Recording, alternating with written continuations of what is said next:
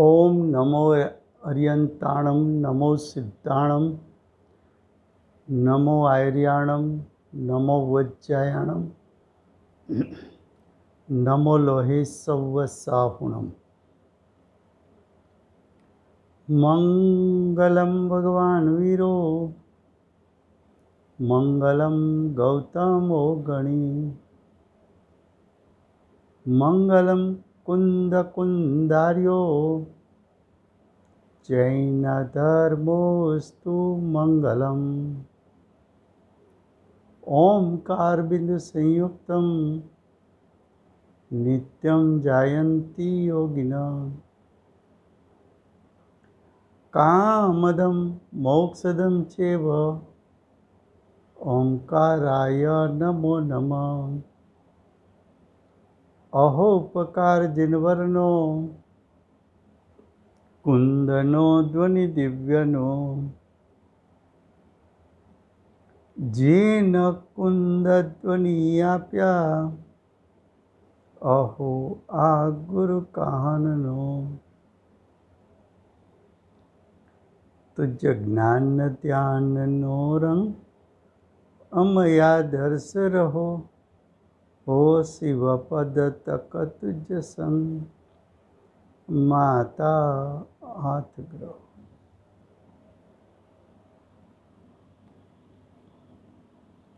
આજે 10 લક્ષણ પર્વનો 9મો દિવસ ઉત્તમ આકિંચન્ય ધર્મ। ઉત્તમ આકિંચન્ય ધર્મ એનો અર્થ થાય છે કે મુનિરાજ મમત્વ રહિત થયા છે।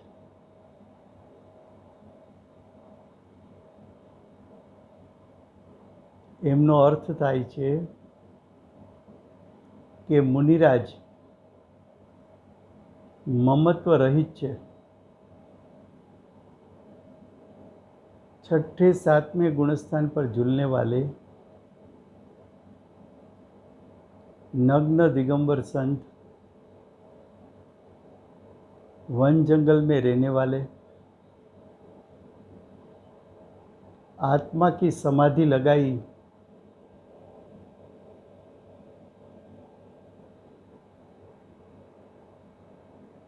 आत्मा की समाधि लगने से जिसको ममत्व का त्याग हुआ,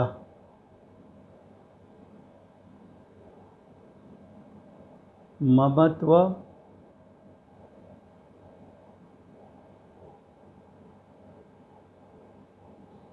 वो जीव का विभाव रूप परिणाम है, विकार रूप परिणाम है, उसका फल संसार है।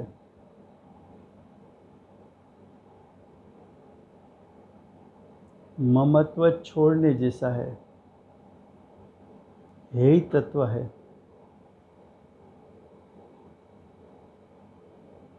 मुनिराज ने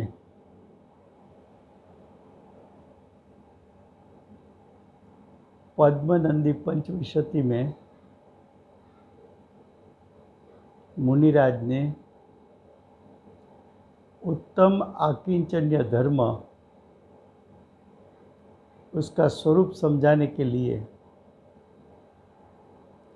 102 103 नंबर के श्लोक लिखे हैं। उसका अर्थ सोनगढ़ के संत श्री कांजी स्वामी जिसने आत्मा की अनुभूति की है, आंशिक शुद्धता और पवित्रता प्रकट की है, अपने अनुभव में सम्यक चारित्र दशा का वेदन भूमिका अनुसार का किया है।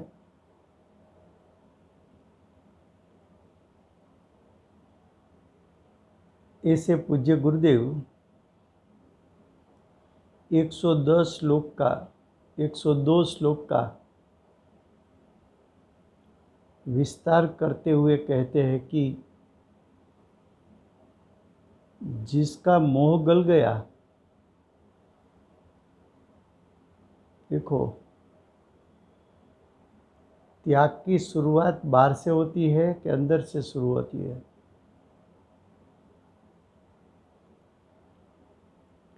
जिस पदार्थ के प्रति जीव का मोह गल जाता है, इस पदार्थों में हित अहित बुद्धि छूट जाती है। तो कहते हैं कि जिसको यानी मुनिराज को मोह गल गया है, वो तो सदा अपने आत्महित में रत है। मुनिराज को बाहर का कार्य कुछ है ही नहीं। अंदर में स्वरूप लीनता करो,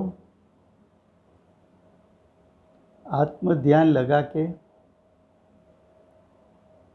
आत्मा में एकाग्रता करके आत्म समाधि लगा के आत्मा में से प्रकट होते हुए अतीन्द्रिय ज्ञान और सुख का वेदन करके जितना कसाय और नो कसाय विद्यमान है उसका भी नाश करना है। मुनिराज को स्वज्वलन कसाय का ममत्व है, लेकिन स्वज्वलन कसाई वो है तो आत्मा का परिणाम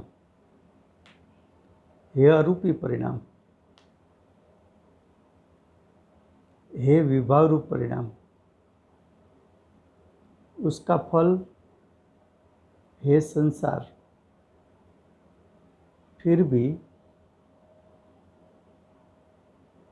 चार जो कसाई है वो चारों कसाई की डेप्थ, चारों कसाई की उंडप, उसकी गहराई दिखाने के लिए ज्ञानियों ने शास्त्र में दृष्टांत दिए कि अनंतानुबंधी कसाई रूप ममत्व वो पत्थर में कंडारे हुए अक्षर समान है।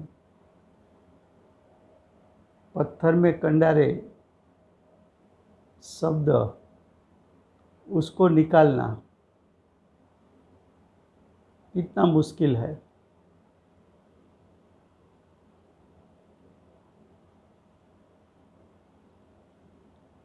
दूसरा, अप्रत्याख्यान कसाय, पत्थर पर लिखे गए अक्षर। देखो दो कसाई के बीच में अंतर कितना।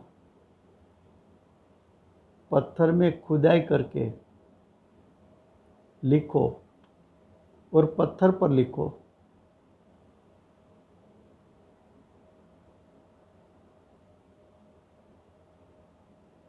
तो अनंतानुबंधी कसाई से अप्रत्याख्यान कसाई का जोर कितना अल्प हो गया। और प्रत्याख्यान कसाई रेत पर लिखे गए अक्षर उस पर हाथ घुमाओ, अक्सर चला जाएगा।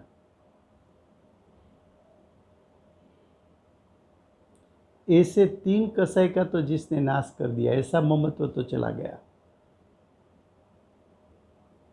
अब स्वंज्वलन कसाई, उसके लिए शास्त्र में दृष्टांत दिया, पानी में लिखे गए अक्षर। पानी में लिखा न लिखा, इतनी देर में तो अक्षर चले जाएंगे। तो स्वंज्वलन कसाई रूप ममत्व इतना पतला है, उसका ऐसा कोई जोर नहीं है। फिर भी ध्यान से सुनना। जैसा आँख में धूल की रज गिरी, तब तक आँख खटकती है। जब तक ये धूल बाहर नहीं निकलेगी, तब तक ठीक नहीं लगेगा। तब तक आँख पर दृष्टि है।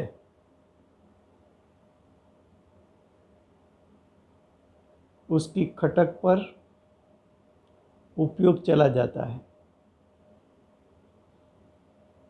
उसको निकालने की कोशिश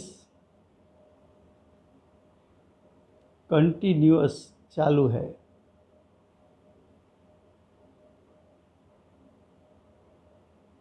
उसी प्रकार मुनिराज की दशा में स्वंज्वलन कसाई है, वो खटकता है। जब तक स्वंज्वलन कसाई का नाश नहीं होगा, तब तक अंदर से संतोष नहीं होगा। बार बार स्वंज्वलन कसाई पर उसको नाश करने के लिए उपयोग जाता है।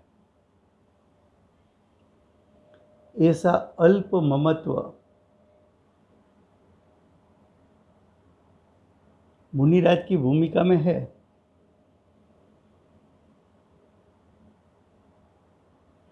मुनिराज को पर पदार्थों के प्रति मोह गल गया। नदी का देह उसके प्रति मोह गल गया। स्वंज्वलन कसाई उत्पन्न होता है, हे बुद्धि उत्पन्न होता है। स्वंज्वलन कसाई परलक्षी भाव है, ऐसा ज्ञानी जानते हैं।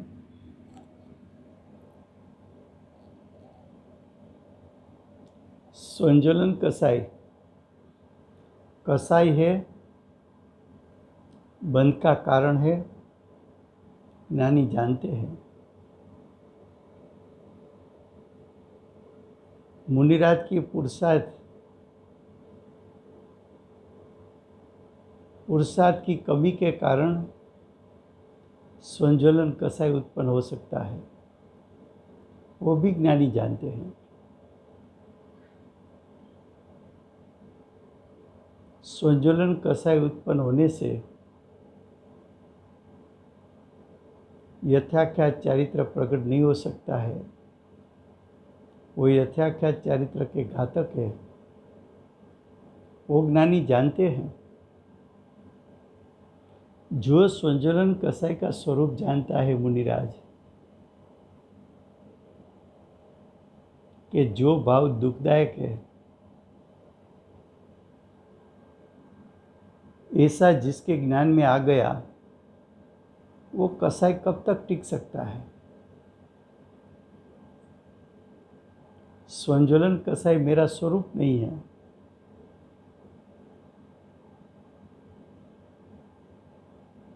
वो मेरे स्वभाव से विरुद्ध भाव है। ऐसा जानने वाले मुनिराज का सम्यक ज्ञान,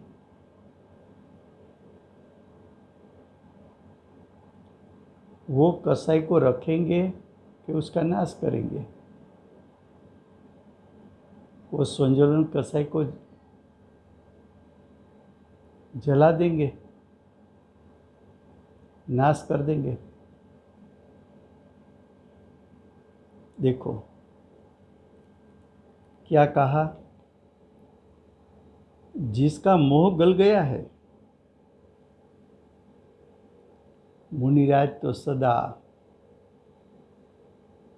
आत्महित में सदा रत, आत्म समाधि में रत है।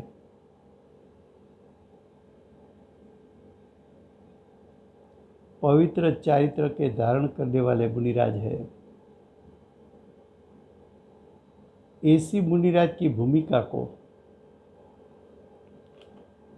उत्तम आकिंचन्य धर्म कहने में आता है। अब हमारा विषय चलता है आत्मा की अनंत शक्ति में से प्रयोजनभूत 47 शक्ति।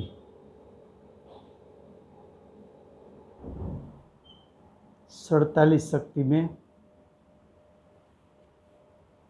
हमने जीवत्व शक्ति,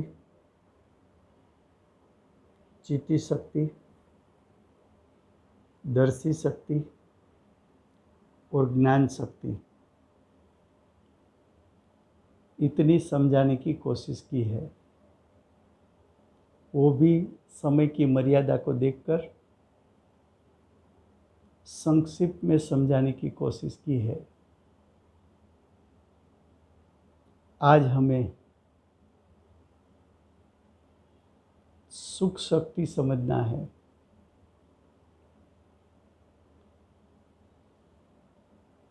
आत्मा की अनंत शक्ति में एक शक्ति का नाम है सुख शक्ति।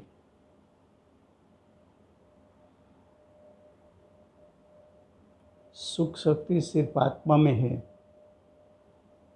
दूसरे 5 द्रव्य में नहीं है। जिस प्रकार हमने 4 शक्ति समझाई वो भी आत्मा में है, अन्य 5 द्रव्यों में नहीं है।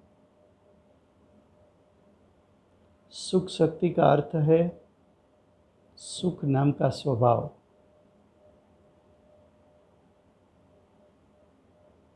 सुख नाम का स्वभाव आत्मा का स्वभाव है, शरीर का स्वभाव नहीं है।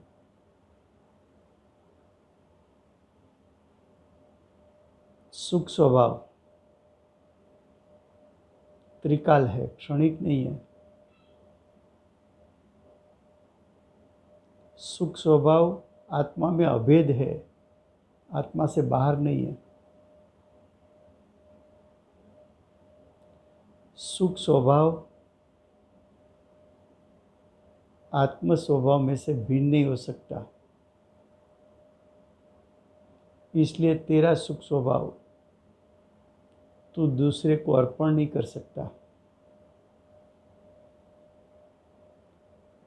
सुख स्वभाव आत्मा के साथ एकत्वपने त्रिकाल है।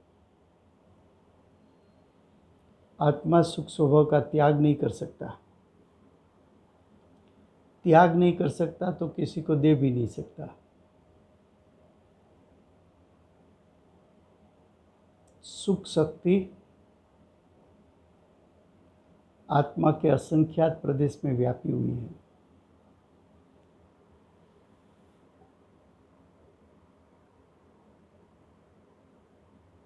सुख शक्ति में से आत्मिक सुख का परिणमन प्रकट होता है। वो परिणमन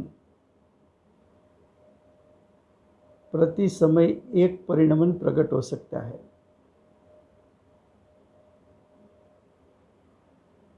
वो परिणमन आत्मा के असंख्यात प्रदेश से उत्पन्न इसलिए होता है कि सुख शक्ति आत्मा के पूरे भाग में व्यापी हुई है। एक समय का सुख दुख रूप परिणाम एक समय के लिए आत्मा में अभेद है।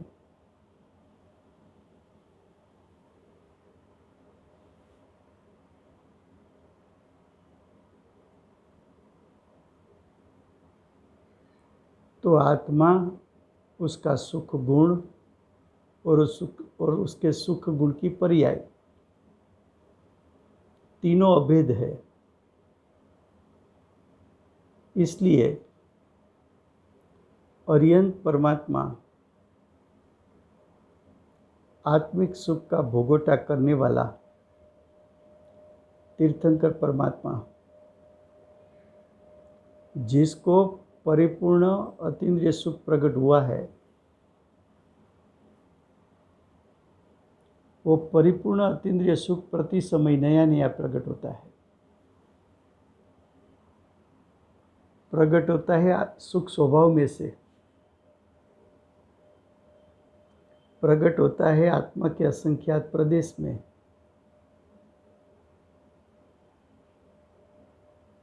तो आत्मा, सुख शक्ति यानी सुख स्वभाव और सुख गुण के परिणाम तीनों अभेद है। सुख गुण का परिणाम जो अभेद है, तो एक समय का सुख का परिणाम तीर्थंकर परमात्मा भी परोपकारी होते हुए भी दूसरे जीव को एक समय का सुख, अपना सुख दूसरे को दे नहीं सकते।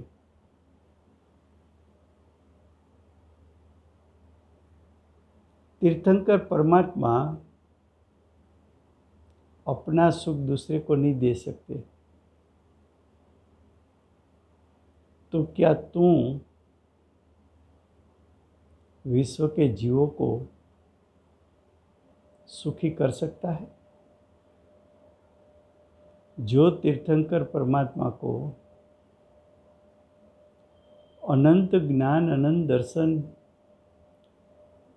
अनंत सुख, अनंत पुरुषार्थ प्रकट हुआ है,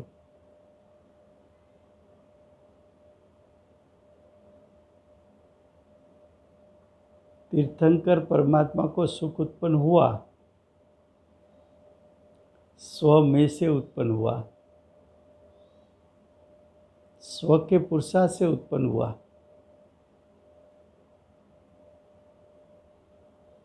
स्व की सत्ता में उत्पन्न हुआ।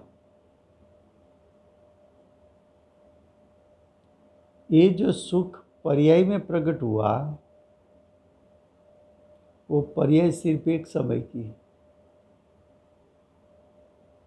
एक समय की सुख की पर्याय तीर्थंकर परमात्मा पर जीवों को दे नहीं सकता।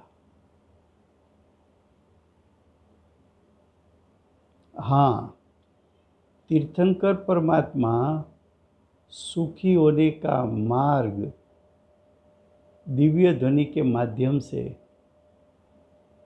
बता सकता है, लेकिन उस मार्ग पर चलना है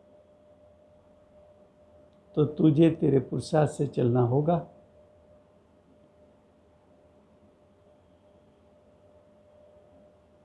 ऐसी सुख शक्ति की परिभाषा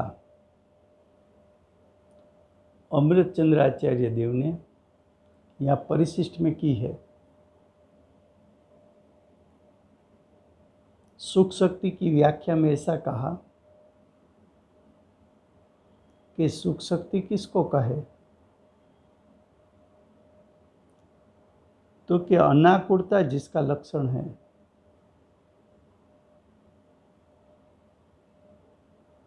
क्या कहा? सुख शक्ति की परिभाषा, सुख शक्ति की व्याख्या सुख शक्ति किसको कहे? अनाकुलता जिसका लक्षण है, अनाकुलता प्रकट हो तो वो सुख शक्ति का कार्य। अनाकुलता का अर्थ होता है आकुलता रहितपना।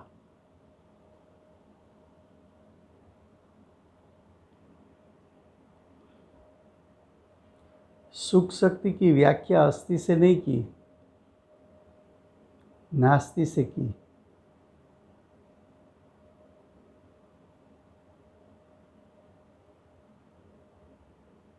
अतीन्द्रिय सुख कैसा होता है वो आचार्य भगवान ने उसका वर्णन नहीं किया, लेकिन क्या कहा? नास्ति से कहा। कैसे कहा? नास्ति से कहा। नास्ति से क्या कहा? जिसमें आकुलता न हो, अर्थात निराकुलता हो,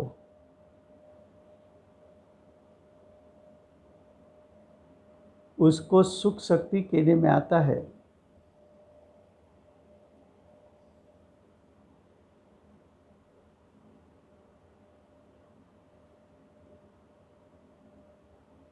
अब ऐसी व्याख्या क्यों की नास्ति से?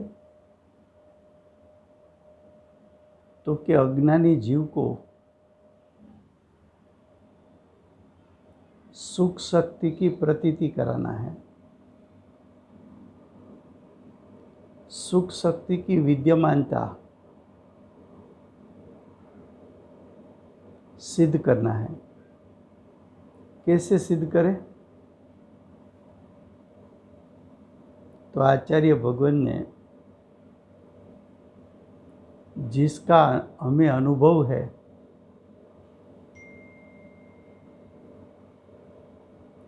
जिसका हमें अनुभव है,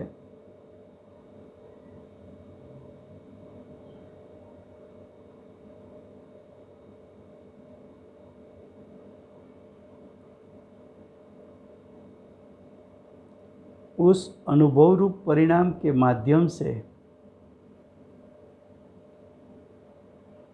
सुख शक्ति समझाना है।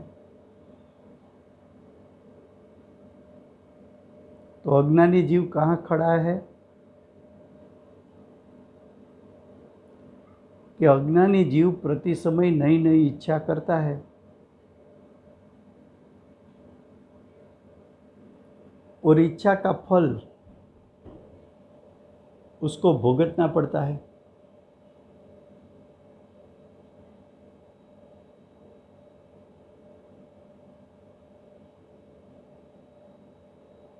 इच्छा का फल है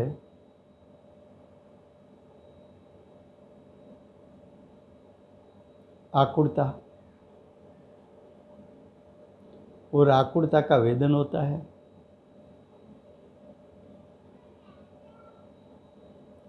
आकुलता कलुषित परिणाम है।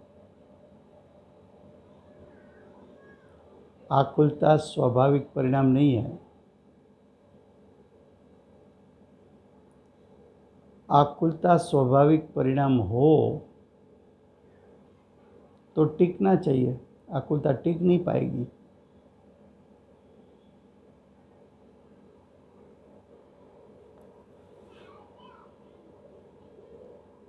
तो जो आकुलता उत्पन्न हुई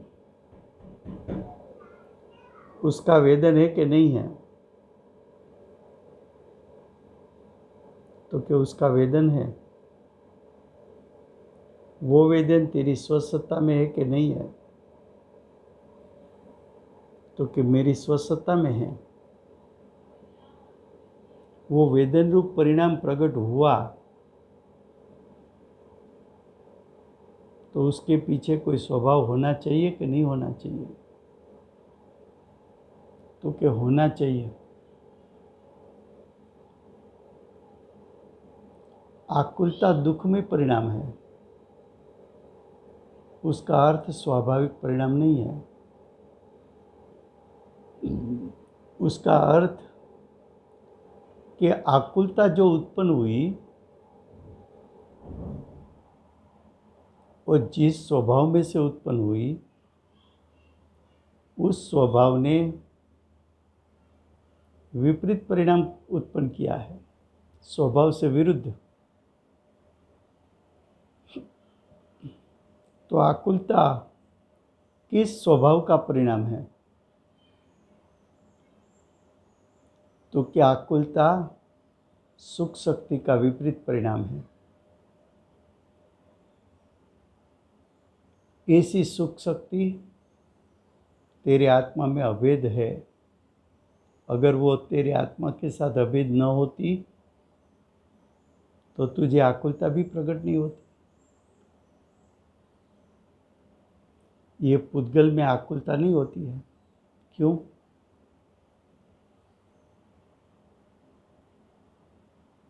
पुद्गल में सुख नाम का गुण नहीं है, आकुलता भी नहीं, निराकुलता भी नहीं।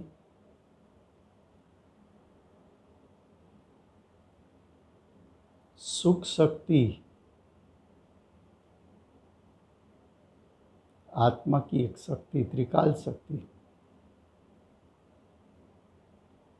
उसका दो प्रकार का परिणाम होता है, एक इंद्रिय सुख दुख, दूसरा अतीन्द्रिय सुख। अगर तेरी दशा में से आकुलता का नाश हुआ तो निराकुलता प्रगटेगी, क्योंकि सुख गुण परिणाम बिना तो होता नहीं। सुख नाम का गुण है तो उसका परिणाम भी होना चाहिए। उसके परिणाम अनादि से अनंत काल प्रति समय होना चाहिए, चाहे वो दुख रूप परिणमन करे या सुख रूप। परिणमन बिना सुख शक्ति होती नहीं।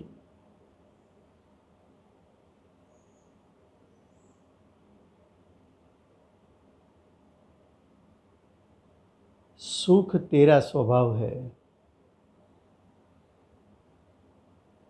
देख, अर्यंत और सिद्ध परमात्मा को परिपूर्ण सुख प्रकट हुआ। वो परिपूर्ण सुख जो प्रकट हुआ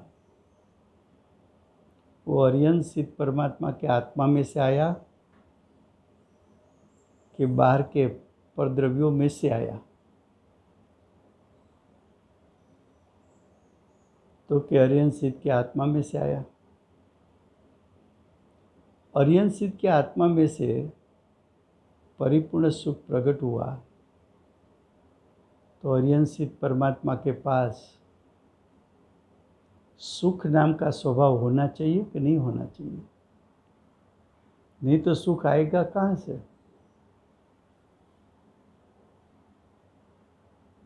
अगर उसके पास सुख स्वभाव है तो स्वभाव तो त्रिकाल होता है, तो वो अर्यंत सिद्ध परमात्मा का स्वभाव सुख स्वभाव तीनों काल है। तो क्या अर्यंत सिद्ध परमात्मा को जब वो संसार में थे, अज्ञानी थे, मिथ्या दृष्टि थे, तब उसके पास सुख स्वभाव था कि नहीं था? तो कि सुख स्वभाव तो होना चाहिए। क्यों? तो कि अज्ञान दशा में तो आकुलता का वेदन किया है।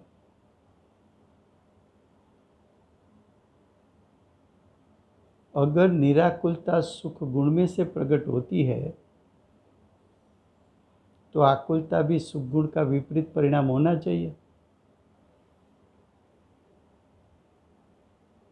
तो संसार अवस्था में जब अर्यंत सिद्ध थे तब सुख गुण भी था, सुख गुण का परिणमन भी था, लेकिन वो परिणमन दुख रूप था।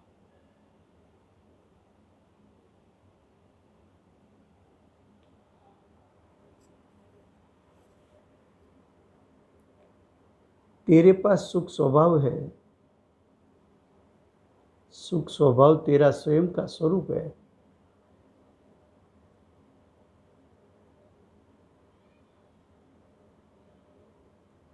तू सुख को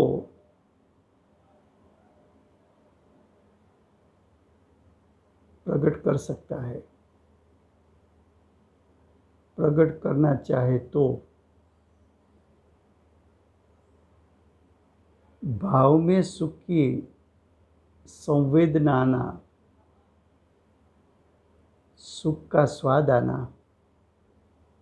सुख का आह्लाद आना, वो कब आएगा? तो कि सुख स्वभाव तो पड़ा है, उसको वर्तमान पर्याय में प्रकट करने के लिए तुझे स्वभावलक्षी कार्य करना पड़ेगा। जब तेरे आत्मा में तू स्थिर हो जाएगा,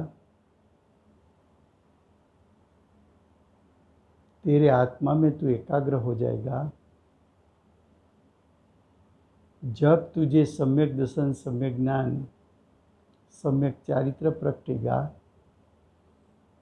उसके साथ साथ अनंत गुणों की जो शुद्धता प्रगटती है, उस समय सुख गुण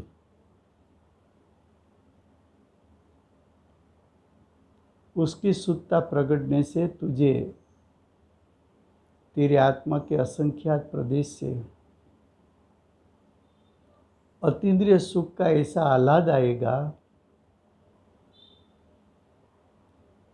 कि तेरा असंख्यात प्रदेशी आत्मा वो आह्लाद में, उसकी रोमांचकता में ऐसा तल्लीन बन जाएगा कि अनादि काल में जो सुख का वेदन नहीं किया है, ऐसा अपूर्व सुख का आज प्रकट किया, उसका आनंद लिया। तो स्वभाव से सुखमय है, ढूंढता है बाहर सुख। सुख आत्मा का स्वभाव है, तो सुख ढूंढता है धन में, अच्छे हाउस में, कार में, अच्छे अच्छे कपड़े पहनकर तुझे लगता है कि मैं सुखी हो गया।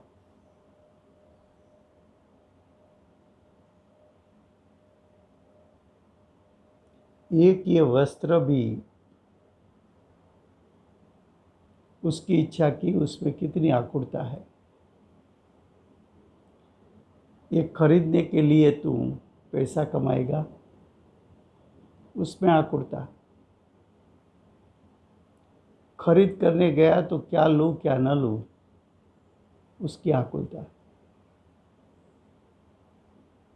लेने के बाद अच्छा लगेगा बुरा लगेगा, उसकी आकुलता। तो तुझे आकुलता होती है, वो सुख गुण का विपरीत परिणाम है। क्या कहा? वो सुख गुण का विपरीत परिणाम है।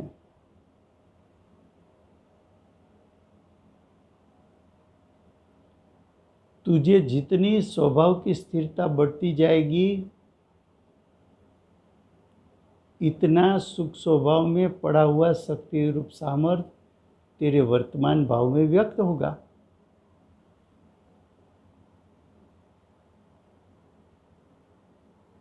अरिहंत सिद्ध परमात्मा शादी अनंत काल तक आत्म स्वभाव में स्थिर हो गए।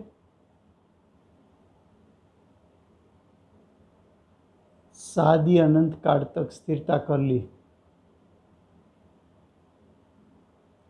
शादी अनंत काल तक उसको स्वाभाविक सुख का वेदन होगा, नेचुरल सुख का वेदन होगा, निरपेक्ष सुख का वेदन होगा, स्वाभाविक सुख का वेदन होगा। वो अतीन्द्रिय सुख अनादिकाल में अज्ञान दशा में कभी भी उसका भोगवटा नहीं किया था, ऐसा तू भोगवटा करेगा?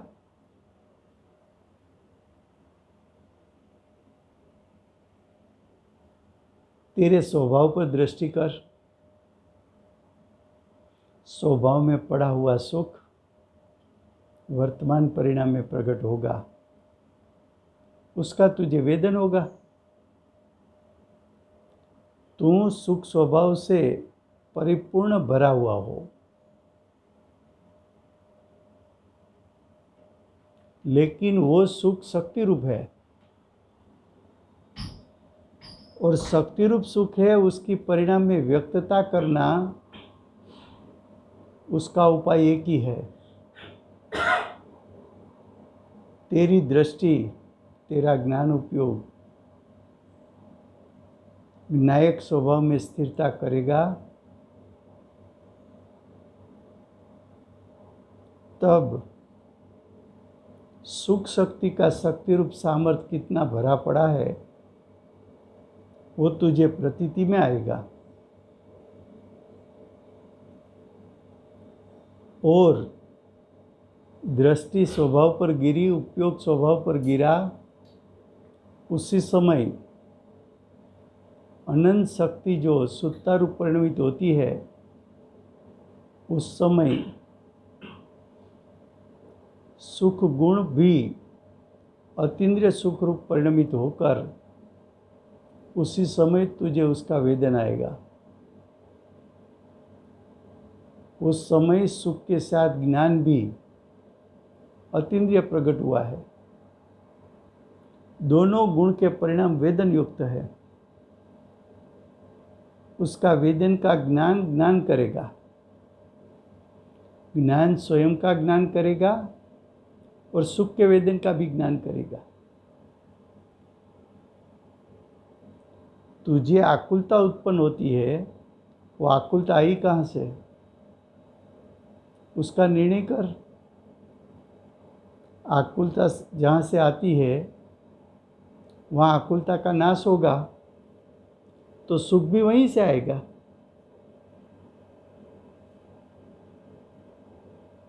सुख स्वभाव की महिमा करके, सुख स्वभाव जिसमें अभेद है,